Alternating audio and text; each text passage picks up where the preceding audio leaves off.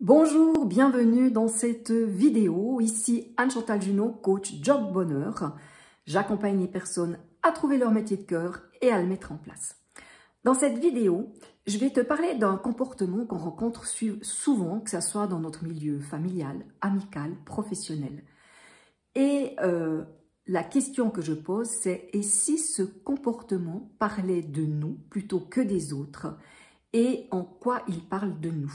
Ce comportement, c'est la critique. La critique qui est beaucoup utilisée, comme je le disais tout à l'heure, et en quoi la critique parle de nous.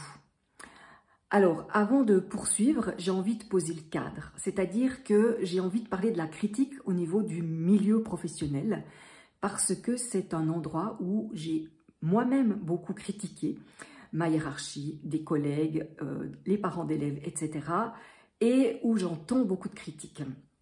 Donc, dans une étude faite par Gallup, 90% des employés ne sont pas heureux à leur travail. Ça veut dire que souvent, eh bien, comme on n'est pas heureux, comme on n'est pas satisfait, qu'est-ce que nous faisons? Nous critiquons. On a un management qui vaut rien du tout, des supérieurs hiérarchiques incompétents, la politique financière, c'est du n'importe quoi. Si je gérais mes finances de cette manière-là, ça fait longtemps que je serais en faillite. J'ai des collègues incompétents, etc., etc.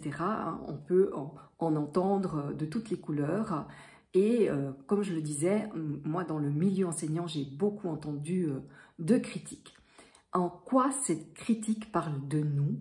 Qu'est-ce qui se passe pour qu'on se mette à être aussi critique par rapport à notre cadre professionnel? Eh bien, il faut savoir que la critique, c'est un mécanisme de défense. C'est quoi un mécanisme de défense? C'est quelque chose qu'on met en place inconsciemment, il faut bien se rappeler ça, inconsciemment, pour se protéger de ressentis désagréables. Ça peut être un sentiment d'insignifiance, d'incompétence, ça peut être des peurs, de la frustration, etc., etc. Tout ce qui nous est désagréable. D'ailleurs, Will Schultz dit que derrière, tout au fond de ça, en fait, on se protège de notre peur de ne pas être capable de faire face à une situation. Donc, en fait, un mécanisme de défense tel que la critique fait comme un parapluie. Le parapluie nous protège de la pluie, mais là, ça nous protège de choses qui sont à l'intérieur de nous et qu'on n'a pas envie d'aller voir ou qu'on n'a pas les ressources pour y faire face à l'instant.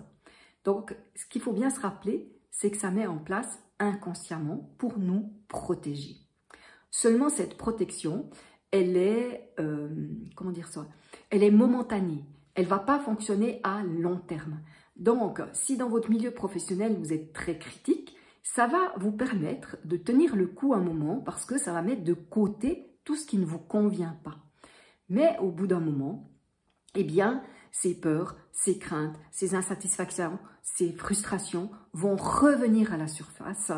Et pour moi, quand on constate qu'on se met beaucoup à critiquer, ça vaut la peine de s'arrêter et de se poser ces 3 questions pour faire un bilan au niveau de sa vie professionnelle.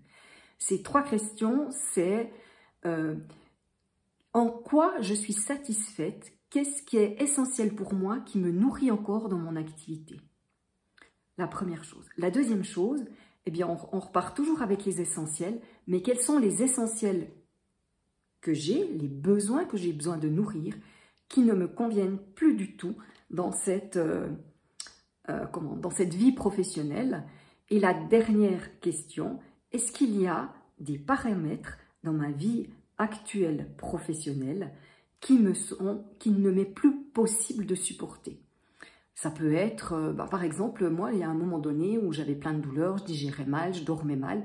C'est devenu des paramètres tellement importants que je ne pouvais plus les supporter et c'est ce qui m'a amené petit à petit à l'idée que ça serait bien que je change. Donc, quand on fait ce bilan, eh bien, regardez où vous en êtes. Et si vous vous rendez compte qu'il y a beaucoup d'insatisfaction et que c'est ça qui vous amène à énormément critiquer, je vous invite à, comment dire ça, à envisager de vous réorienter professionnellement, en tout cas à mettre en place des changements pour aller vers quelque chose de plus serein, de plus tranquille et de plus bienveillant envers vous-même. Parfois, ça peut se faire à l'interne. Moi, j'ai quelqu'un qui faisait beaucoup de comptabilité, qui s'est rendu compte que ce qui lui plaisait vraiment dans son job, c'était d'apprendre la comptabilité aux apprentis. Donc, elle a demandé à s'occuper de plus d'apprentis, ce qui a été accueilli avec joie par le département dans lequel elle travaillait, parce que les autres n'aimaient pas forcément apprendre la compta aux apprentis. Donc, ça a mis du bon pour tout le monde. Donc, c'est une situation qui s'est réglée à l'interne. Parfois, ça demande de changer de job. Dans ce cas-là, oui, je peux vous accompagner ou aller chercher de l'aide vers quelqu'un d'autre si c'est nécessaire. Donc, pour moi, si je résume, ce qui est important, c'est prendre conscience qu'on critique. Réaliser que la critique, elle est inconsciente et que c'est un mécanisme de défense qui nous protège momentanément. Ensuite, de faire un bilan. Qu'est-ce qui me convient? Qu'est-ce qui ne me convient plus? Est-ce qu'il y a des éléments qui sont vraiment tellement souffrants que c'est plus possible de les supporter?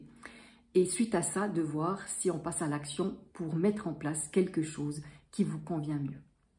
Voilà, j'espère que cette vidéo vous a plu, j'espère qu'elle vous aidera à faire le point, à peut-être être plus vigilant à la manière dont vous vous comportez dans votre travail ou dans votre vie familiale ou amicale, hein, parce que la critique, elle peut être dans d'autres milieux et on peut se poser les mêmes questions. Parfois, c'est le moment de mettre fin à certaines relations. Et si vous pensez qu'elle peut être utile à quelqu'un, je vous invite à la partager, vous pouvez la liker aussi et je serai très heureuse de lire vos commentaires. À tout bientôt, bye bye.